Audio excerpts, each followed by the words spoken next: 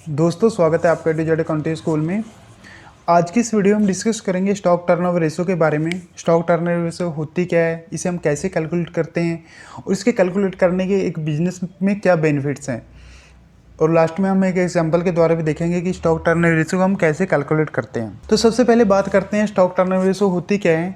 Stock turnover ratio को हम inventory turnover ratio भी बोलते हैं। स्टॉक टर्नओवर रेशो से हमें पता लग जाता है कि हमारे बिजनेस में जो स्टॉक है वो कितने दिन का स्टॉक पड़ा है हमारे गोडाउन के अंदर, चाहे हमारी ट्रेडिंग फर्म है या हमारी मैन्युफैक्चरिंग फर्म है, तो हमारी एवरेज जो कंजम्पशन होती है वो कितने दिन का स्टॉक हमारे उसमें पड़ा है। इससे हमें इन्वेंट्री स्टॉक टर्नओवर रेशो से पता लग जाता है।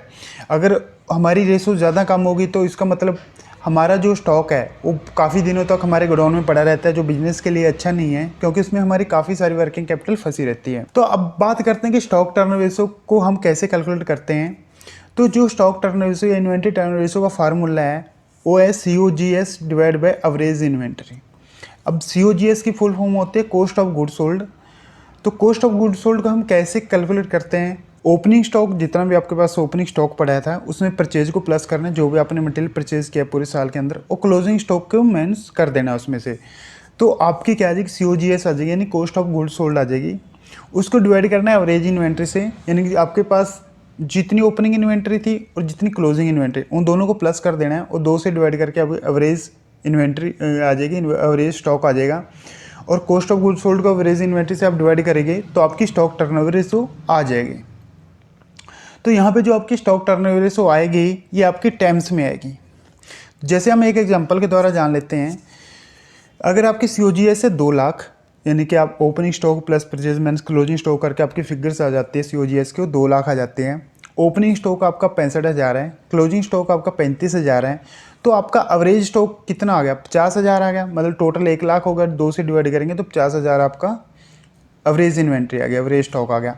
अब स्टॉक टर्नओवर रेशो को हम निकालते हैं तो 2 लाख को डिवाइड करेंगे एवरेज इन्वेंट्री से, यानी 2 लाख डिवाइड बाय 50,000, तो आपकी 4 टाइम्स में आएगी।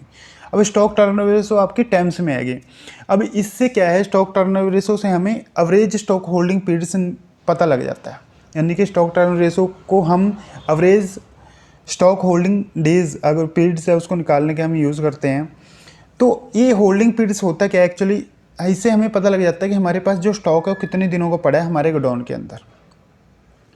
तो इसे हम कैसे कैलकुलेट करते हैं, उसका जो फार्मूला है, तो आपको जितने एक साल में मतलब जितने डे होते हैं, यानी जैसे 365 डे होते हैं, उसको हम स्टॉक टर्नओवर रेशो से डिवाइड कर देंगे तो आपके क्या है वो डेज आ जाएंगे, यानी कि आप कितने दिन में आपका जो स्टॉक है कितने दिन में वो सेल हो रहा है।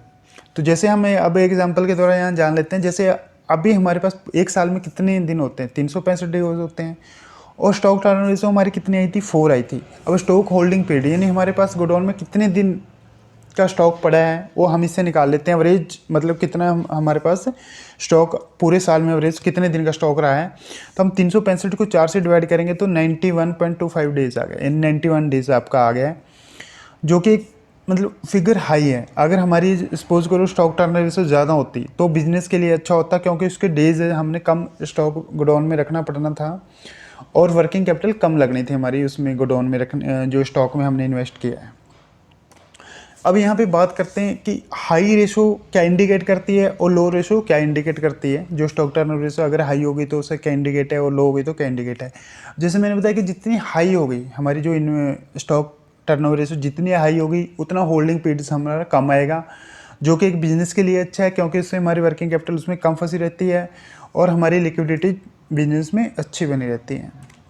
अब दूसरे नंबर पर आती है लो रेशो। अगर हमारी जो स्टॉक टर्नओवर रेशो लो रहेगी तो उससे क्या होगा, हमारा जो इन्वेंट्री का होल्डिंग पीरियड है वो ज़्यादा रहेगा, वर्किंग कैपिटल हमारी उसमें ज़्यादा इन्वेस्ट रहेगी। ओके दोस्तों, थैंक यू।